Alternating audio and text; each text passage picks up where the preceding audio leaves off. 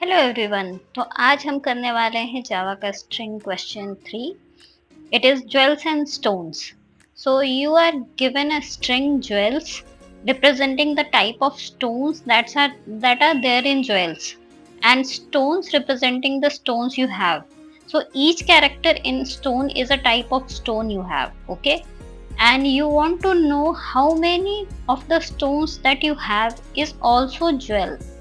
It means stones में जितने भी कैरेक्टर हैं यू नीड टू चेक कि उसमें से कौन कौन से कैरेक्टर हैं जो कि ज्वेल्स में भी है।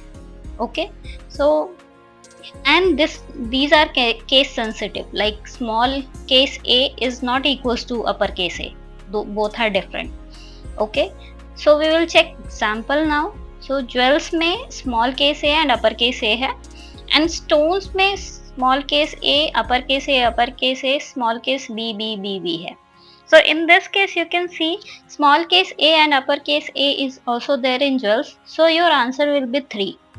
Second example, jewels में small case z है जबकि stone में upper case z है. So you do not have any jewels in your stone. So your answer will be 0. तो अब हम क्वेश्चन पे आते हैं. How will we solve this question? तो हमारे पास ये मेथड ऑलरेडी बना हुआ है. We need to return the number of stones we have that are jewels. So we'll start with count. We will initialize it with 0. अभी जो हमारा stones है, stones में जो भी characters हैं हम उसको iterate करेंगे. तो हम सबसे पहले iterate करते हैं हमारे stones को using for loop. तो stone जो है वो एक string है और हमें उसके सारे character को iterate करना है. So we will keep, तो हम ये एक कैरेक्टर लेते हैं, कैरेक्टर C, और स्टोन्स को आइटरेट करते हैं. स्टोन्स एंड एक स्ट्रिंग है जैसा कि मैंने पहले ही कहा, और हमें उसके सारे कैरेक्टर को आइटरेट करना है. तो ये स्टोन्स को हमें पहले कैरेक्टर एरे में कन्वर्ट करना पड़ेगा. तो स्टोन्स जो स्ट्रिंग है उसको कैरेक्टर एरे में कन्वर्ट करने के लिए we will use this to array method which is there in string. तो अभी हमारा फॉर लूप तैयार है. अभी हम फॉर लूप का बॉडी लिखेंगे. अभी हम फॉर लूप के बॉडी में क्या करेंगे, जब हम इस फॉर लूप को आइटरेट कर रहे हैं तो हमारे पास स्टोन जो स्ट्रिंग है उसका एक एक कैरेक्टर आएगा. अभी हम इस हर एक कैरेक्टर के लिए चेक करेंगे कि वो जो ज्वेल स्ट्रिंग है उसमें प्रेजेंट है या नहीं. तो अभी हम स्ट्रिंग का इंडेक्स ऑफ मेथड यूज करेंगे. ये इंडेक्स ऑफ मेथड क्या करता है, इसमें जो भी हम पैरामीटर पास करते हैं, जो भी कैरेक्टर पास करते हैं एज अ पैरामीटर, ये बताता है कि ये कैरेक्टर उस स्ट्रिंग में किस इंडेक्स पे प्रेजेंट है. सो सपोज C अगर ज्वेल्स जो स्ट्रिंग है उसमें किसी इंडेक्स पे प्रेजेंट होगा तो ये उस इंडेक्स का वैल्यू रिटर्न करेगा, इंडेक्स नंबर रिटर्न करेगा. सपोज ये जो C कैरेक्टर है वो ज्वेल्स में प्रेजेंट नहीं है, in that case it will return -1. तो अभी हमें चेक करना है कि ये जो C कैरेक्टर है वो ज्वेल स्ट्रिंग में प्रेजेंट है या नहीं. तो इसके लिए हम चेक करेंगे कि if it is equals to -1 और not. If it is equals to -1 it means कि C जो है वो ज्वेल स्ट्रिंग में प्रेजेंट नहीं है. अगर C ज्वेल स्ट्रिंग में प्रेजेंट होता है तो it will return some number between 0 to the length of jewels.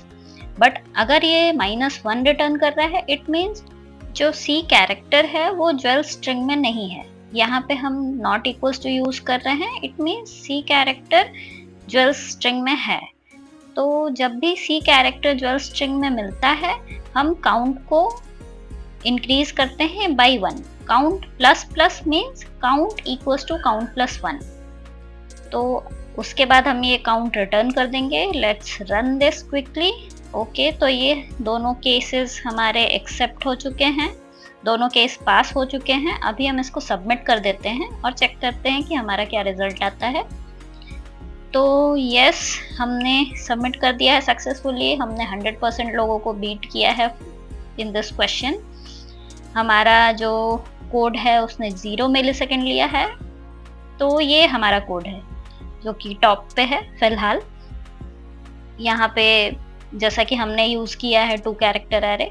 अभी हम दूसरे लोगों का देखते हैं, लोगों ने क्या किया है। तो बेसिकली जो और लोगों ने जो सॉल्यूशन दिए हैं, उसमें टू कैरेक्टर एरे करके एक कैरेक्टर एरे में उसको स्टोर कराया है, फिर उसको फॉर लूप में आइटरेट करा के एक लिस्ट में हर एक कैरेक्टर को डाल रहे हैं, और फिर लिस्ट में डॉट कंटेन्स मेथड यूज करके कैरेक्टर स्टोन्स के हर एक कैरेक्टर को चेक कर रहे हैं कि कंटेन करता है कि नहीं। This is also one solution. इससे भी आपको रिजल्ट तो मिलेगा फॉर श्योर, ये आपको सही रिजल्ट देगा ये code, but it will take extra space and extra time. तो हमारा कोड अच्छा था। Now will check the memory. तो हमारे कोड ने एक्चुअली काफ़ी ज़्यादा मेमोरी ली है।